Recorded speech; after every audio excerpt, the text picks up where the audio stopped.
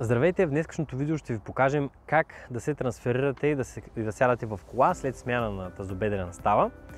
Като днешното помощно средство, което ще използваме, е патерици, но по същия начин и правилата са валидни и тип канатка или с проходилка, ако се придвижват.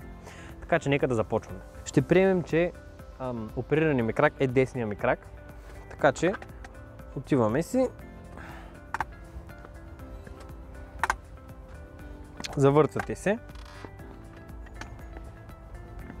изваждаме патериците, слагаме оперирания крак напред и бавно сядаме.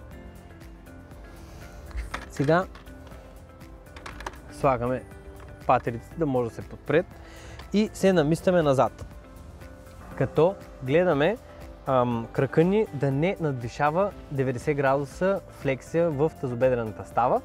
Даваме се назад по този начин и качваме единия крак. Сега, седалката е доста напред, така че това, което може да направите, е да избутате седалката възможно най-назад и качваме другия крак. Може да се го качите вие, ако нямате сила, използвате ръката и качваме крака.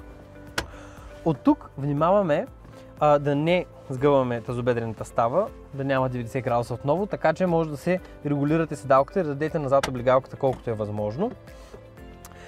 И в момента крака е в добро състояние.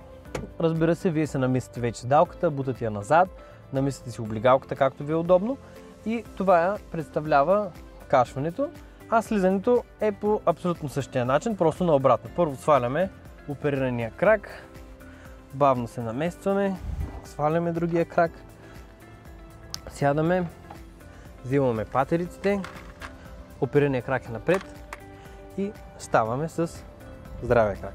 Слагаме си патериците и сме готови да тръгваме. Ако видеото ви е харесало, моля абонирайте за канала, коментирайте отдолу какви видеа искате да видите, харесайте клипа и споделете с хора, които може да имат нужда. До скоро!